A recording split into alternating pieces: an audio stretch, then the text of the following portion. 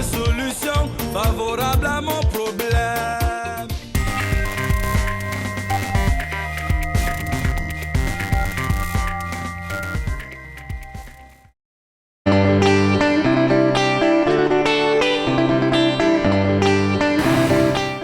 Bonjour, papa. Oui, bonjour. Bonjour, peuple de Dieu. Je viens dévoiler la sorcellerie de ma famille et de ma belle famille. Pour commencer, je sors d'un foyer polygamie. Ma maman était deuxième femme. Nous sommes nés 6, 2 garçons et 4 filles. Parmi mes frères et sœurs, c'est moi qui étais toujours la rejetée. Et on m'a donné un nom, je m'appelais Akumu, dans la richesse. Tout le monde venait puiser. À l'âge de 17 ans, je rationnais déjà à la maison. Ayant mes grands frères et mes grandes sœurs, parce que je me battais. Je faisais des voyages, je partais à Douala, j'achetais des choses, je venais vendre. Donc j'avais déjà de l'argent. Et à la maison, on me demandait, une petite fille comme ça, là, tu as déjà l'argent comme ça, tu vas faire quoi avec l'argent? En passant, j'ai eu un ami, on a fait un enfant, il est allé en Afrique du Sud. Moi, je suis restée avec l'enfant au Cameroun. Quand il m'appelle, il me dit, je viens chercher mon enfant là, en décembre. Il faut dire à tes parents que je vais venir donner à manger. Il a envoyé l'argent, j'ai donné à manger à ma famille. La semaine où il venait chercher l'enfant, l'enfant avait 10 ans. La semaine où il venait chercher l'enfant, l'enfant est mort.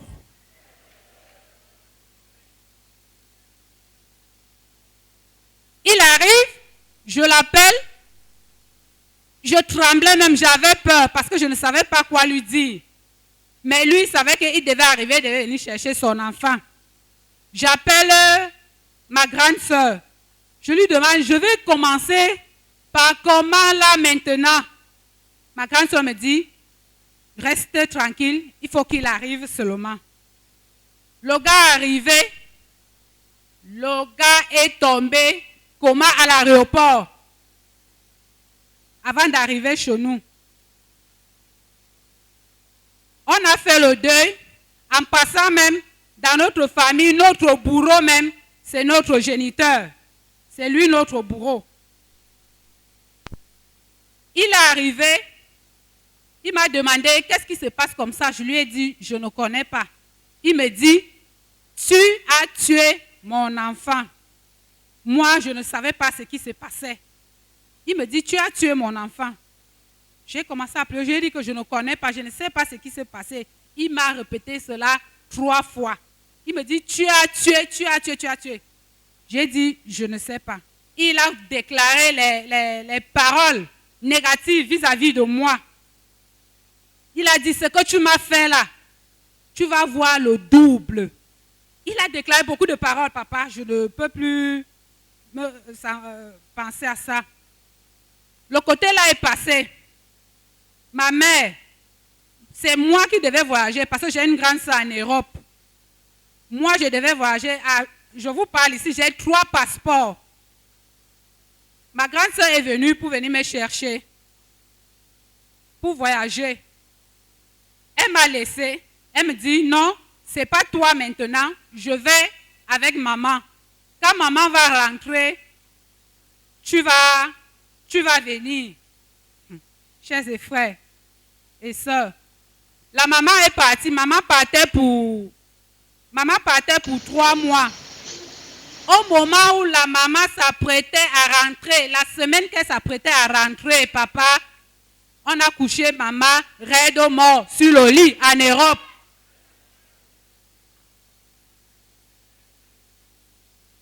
Ma grande soeur, elle est là-bas en Europe.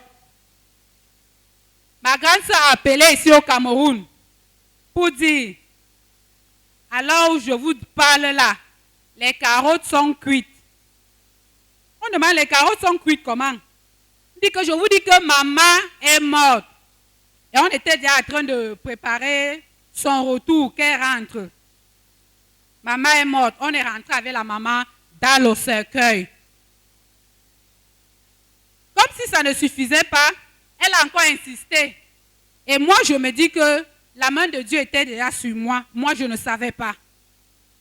Elle est revenue. Elle me dit, bon, c'est passé, on a fini de faire le deuil. Elle me dit, bon, c'est toi, tu dois monter maintenant.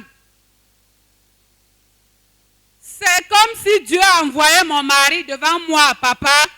Quand j'ai vu ce monsieur, j'ai signé, j'ai dit qu'ici, allez avec votre passeport là-bas, je ne bouge plus. Je reste avec mon mari. Ils se sont fâchés. Ils ont dit, donc tu préfères l'homme alors que nous voulons que tu voyages. J'ai dit que je ne bouge plus. Je reste avec mon mari. Ils ont commencé les problèmes. J'ai dit que faites les problèmes comme vous voulez. À l'heure du mariage, papa, ma grande soeur, à la mairie,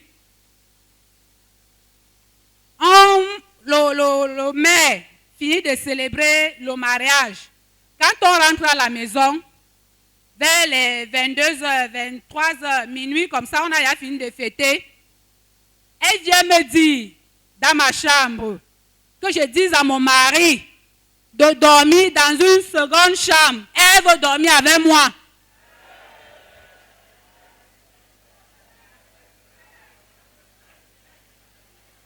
Et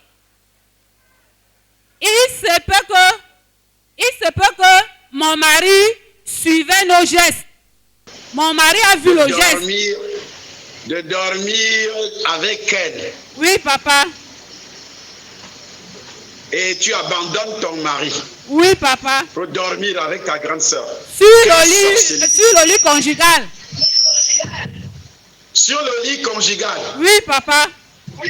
Ton mari doit quitter la chambre conjugale parce que tu dois, vous entendez une sorcellerie. Ce qu'on appelle quelqu'un qui est victime de la sorcellerie. Amen. Papa, continue. Il se peut que mon mari nous suivait. Mon mari voyait ce qu'elle était en train de faire. Moi, j'étais toute naïve. Arrivé même d'abord, quand nous sommes arrivés, j'ai passé quelque chose. Quand nous sommes arrivés à la mairie, elle vient me faire le bisou au centre de la bouche. Mon mari s'est fâché. Mon mari s'est fâché. Il a demandé que c'est quoi? Elle va faire un bisou dans la bouche. Oui, comme le mari est femme, papa. Dans la bouche. Oui. Oui, continue. Oui, papa. Donc, et mon mari a vu les gestes à la maison. Ça veut dire qu'elle était ton mari. Ça veut dire que c'est elle qui était ton vrai mari. Papa, mon mari a vu, mon mari me dit, ce que ta grande soeur est en train de faire là, si je la vois se coucher sur mon lit, je vais te dégamer avec toi. Je l'ai appelé, viens. Viens, pardon, ne dors pas ici. Parce que tout ce qu'elle disait, papa, j'acceptais seulement oui. J'ai dit non, il ne faut pas dormir. La sorcellerie? Donc, elle était comment? Envoûtée. Elle était victime de la sorcellerie.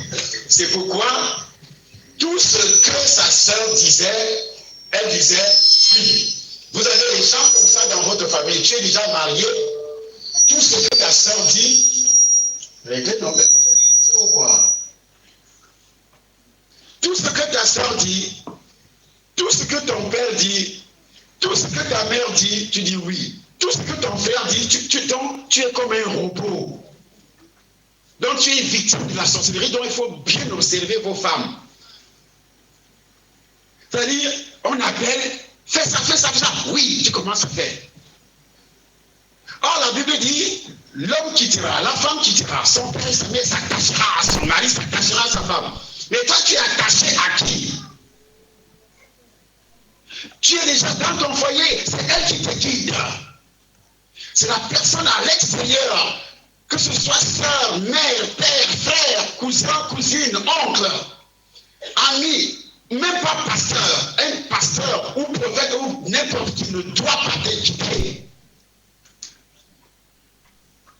Dans les problèmes du foyer, aucun pasteur ne peut se mettre entre l'homme et sa femme. aucun prophète, aucun apôtre. C'est pourquoi Dieu va jusqu'à dire, si tu n'as même pas reçu la révélation quand l'homme de Dieu prêche, dès que ton mari arrive à la maison, il doit t'enseigner, doit t'expliquer de nouveau. Parce que ton mari est en même temps ton pasteur. Il reçoit ce que le pasteur dit devant. Toi, tu n'as pas bien entendu, tu n'as pas bien reçu. Arrivé à la maison, vous avez une culte de famille. Mais parfois, c'est le contraire. Vous voyez, la sorcellerie, elle était victime de la sorcellerie familiale. Tu vas dormir avec moi sur le lit conjugal, et puis, le mari va choisir une chambre à côté. Le jour du mariage, le jour le plus sucré. Si tu as été dominé par une personne dans ta famille, lève la main. Tu avais l'habitude d'écouter quelqu'un, ton frère, ta soeur, ta mère, ton père, que quand il te dit, tu n'as même pas besoin de vérifier, tu fais seulement, même avant le mariage ou après le mariage. Tu vas avec un copain, une copine, il faut d'abord attendre. Tu n'as pas de décision, tu n'as pas de personnalité. Tu es victime de la sorcellerie. Une personne qui n'a pas de personnalité est victime de la sorcellerie. On prend les décisions à ta place. On prend les décisions à ta place. Amen.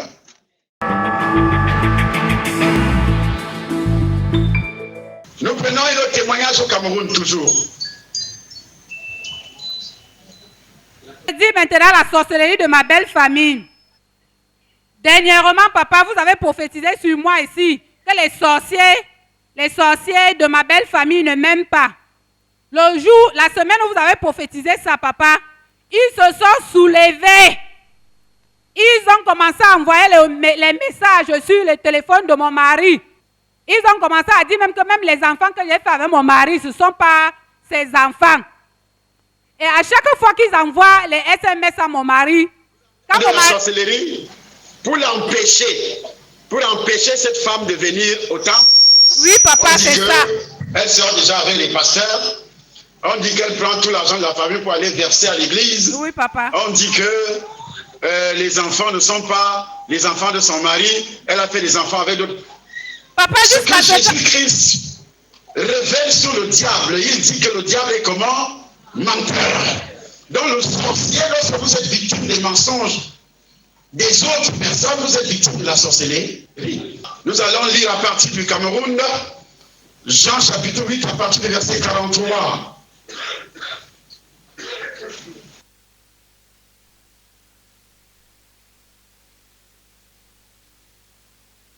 Jean chapitre 8, verset 43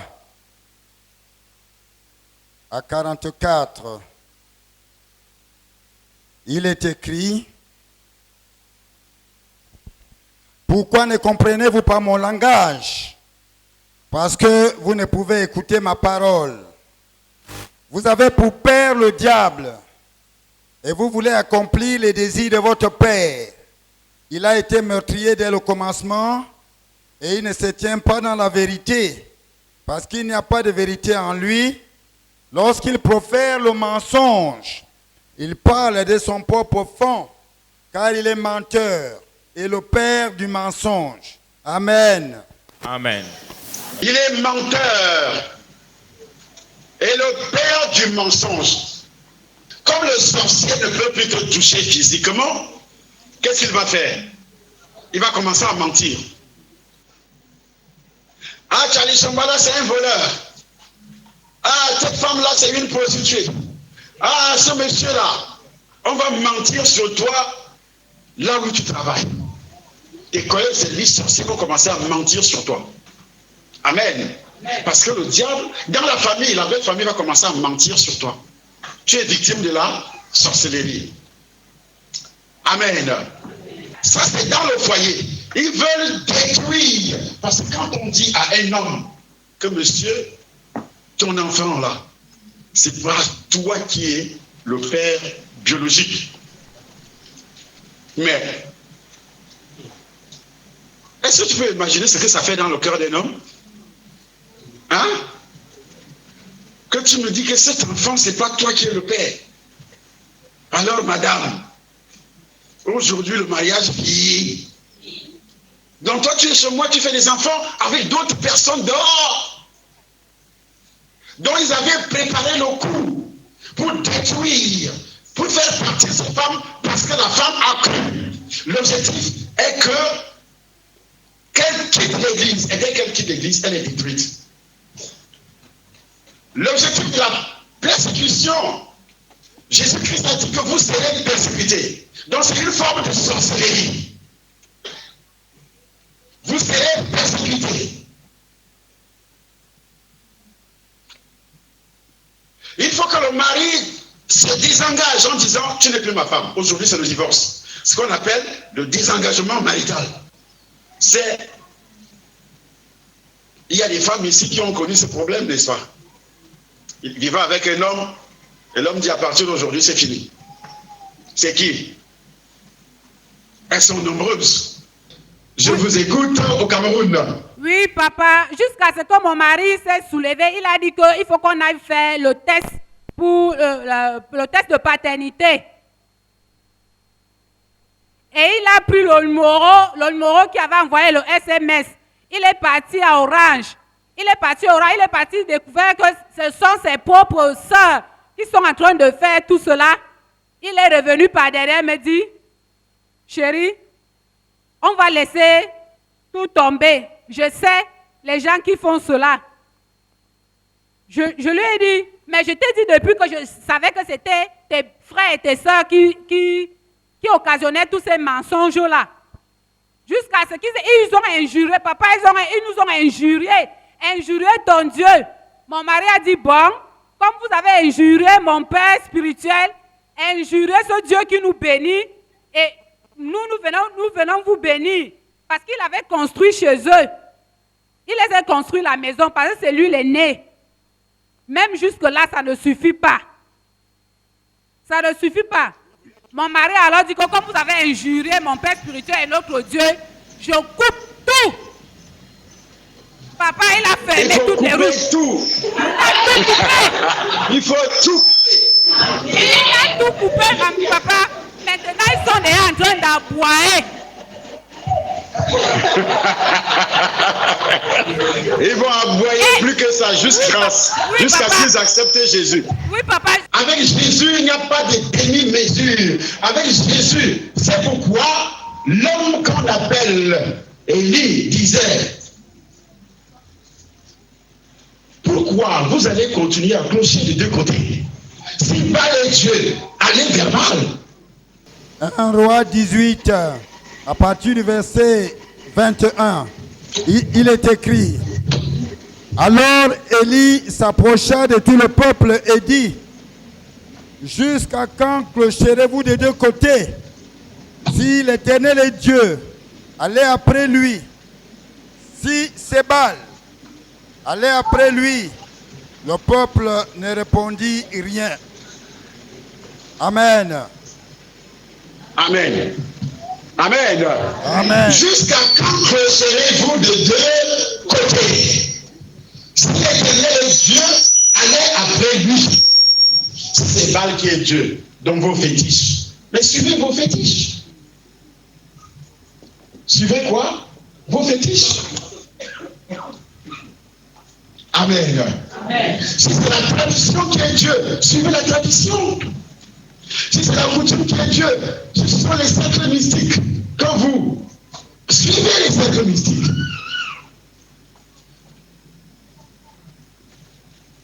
Amen. Amen. C'est cela que je viens dire merci à ce Dieu, parce que je sais que la sorcellerie est anéantie dans ma famille et dans ma belle famille. Au nom de Jésus, amen.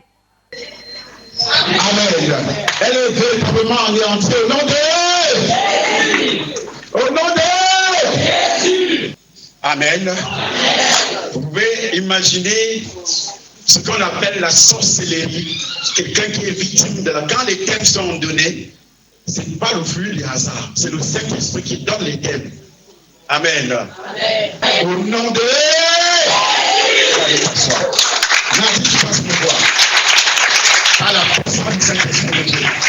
Acclamez encore très fort, très fort, très fort, très fort pour ce témoignage. Au nom de toi-même tu es délivré de la sorcellerie au nom de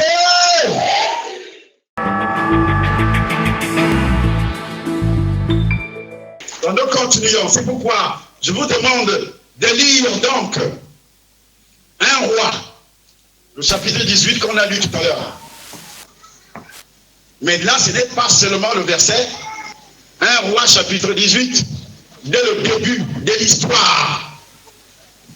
De l'histoire, rapidement, depuis le Cameroun. Lecture du livre de 1 roi, chapitre 18, à partir du verset 1er.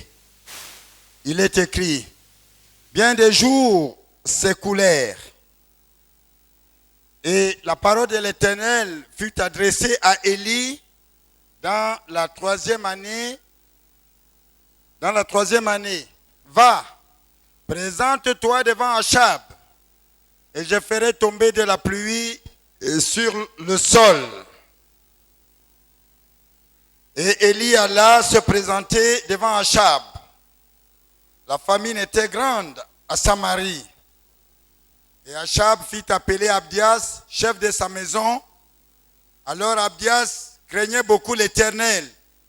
Et lorsque Jézabel extermina les prophètes de l'Éternel, Abdias prit 100 prophètes qu'il cacha 50 par 50 dans une caverne. Et il les avait nourris de pain et d'eau. Achab dit à Abdias, va par le pays vers toutes les sources d'eau et vers tous les torrents.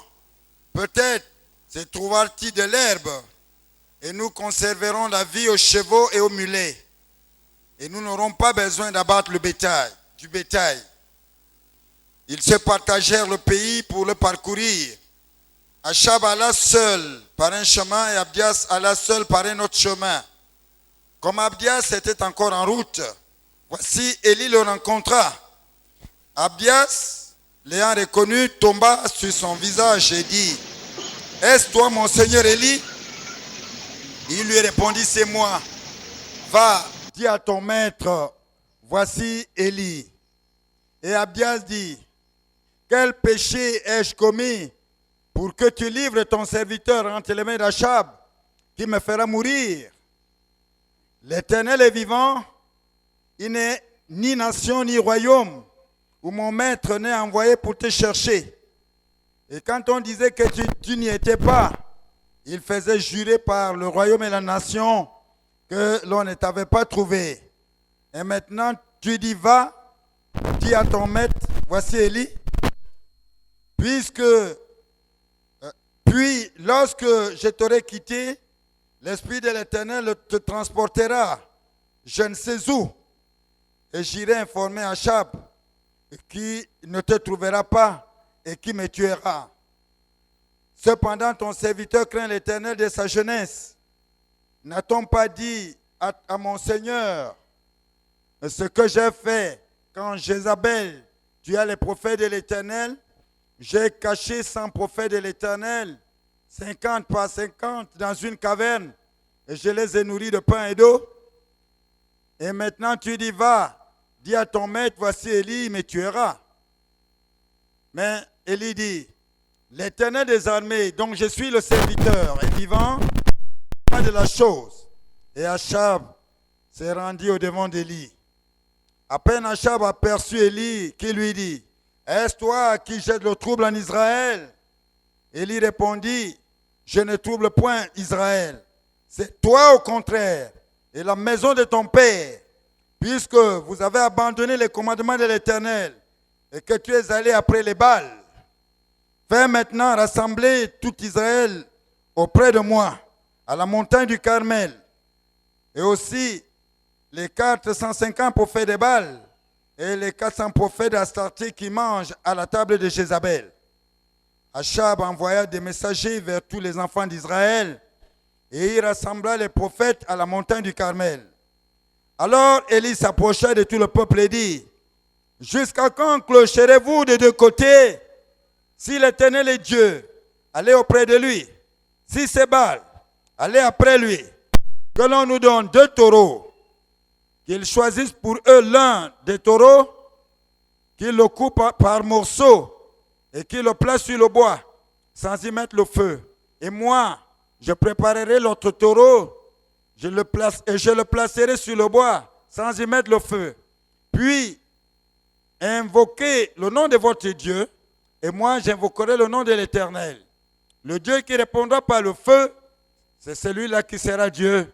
Et le peuple répondit en disant, c'est bien.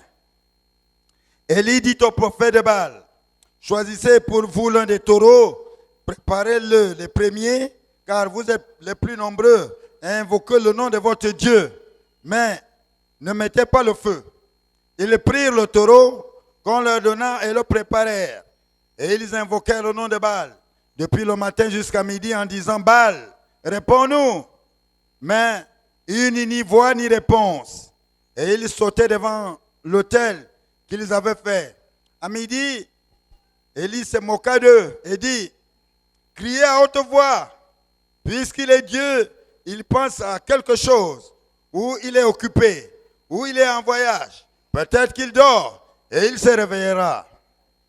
Et ils crièrent à haute voix, et ils se firent, selon leur coutume, des incisions avec des épées et avec des lances, jusqu'à ce que le sang coulât sur eux. Lorsque midi fut passé, ils prophétisèrent jusqu'au moment de la présentation de l'offrande. Mais il n'y eut ni voix, ni réponse, ni signe d'attention. Élie dit alors à tout le peuple, approchez-vous de moi. Tout le peuple le pays va connaître la famine. Mais le problème n'a pas commencé à la tête du pays. Le problème va commencer dans la famille. C'est pourquoi tous les problèmes de l'humanité ont commencé dans une famille. La famille d'Adam et Ève. Toute la sorcellerie mondiale a commencé dans une famille, la famille d'Adam et Ève. Tous les problèmes que tu as dans la vie jusqu'à ce jour ont commencé dans ta famille. Ta famille est considérée devant Dieu comme une famille sorcière parce que cette famille n'a pas Christ, ne connaît pas ce qu'on appelle la nouvelle licence, n'a pas le vrai Jésus. Si oui, le Jésus de la religion, qui est comme un dessin animé. C'est pas le Jésus qui sauve. C'est pas le Jésus qui détruit. L'inimitié qui sépare, qui avait séparé l'homme et Dieu. C'est pas le Jésus qui guérit. C'est pourquoi dans ta famille, les gens vont encore chez les féticheurs pour aller trouver des guérisons. C'est pas le Jésus qui bénit. C'est pourquoi dans ta famille, les gens vont encore dans les cercles mystiques pour être bénis dans leur vie professionnelle, pour être nommés, pour avoir du travail, il faut appartenir à un cercle mystique. On vous propose cela depuis l'école. Tu deviens franc-maçon, tu deviens rosicrucien, tu deviens. Pour travailler dans une banque, pour travailler dans l'administration, on te dit, si tu n'es pas rosicrucien, si tu n'es pas franc-maçon, monsieur, ça ne marchera pas. Et tu es obligé parce que tu veux manger. Parce que tu veux être nommé, tu vas avoir beaucoup d'argent, tu veux gagner les marchés. Tu es obligé. Voilà, c'était la situation d'Achab. Achab était déjà envoûté. Il ne réfléchissait pas du tout. Il était poussé par cette femme à faire des choses. Comme toi aussi, tu as rencontré un homme qui t'avait poussé, une femme qui t'avait poussé à faire des choses graves. Et même dans ta famille, on t'a poussé à faire des choses graves, des coutumes, des traditions, se raser la tête après le deuil, avant l'enterrement. Chez nous, il y a des ethnies au Cameroun qui font ça. Amen. Eh bien, c'est pourquoi la pauvreté, la famine ici qui est entrée en Israël à l'époque, c'est la pauvreté. La famine, dans la Bible, c'est la pauvreté matérielle. La famine financière. Là, à l'époque, c'était la famine, il n'y avait pas de nourriture, il ne pleuvait pas. La pluie, c'est un symbole de bénédiction. Et en Israël, il ne pleuvait pas. Parce que Dieu avait fermé le ciel. Donc j'ai parlé effectivement des symptômes de la sorcellerie, la famine, la pauvreté. Donc la famine financière dans une famille, c'est quoi? C'est une famille qui est victime de la pauvreté, qui est victime de la sorcellerie en un mot.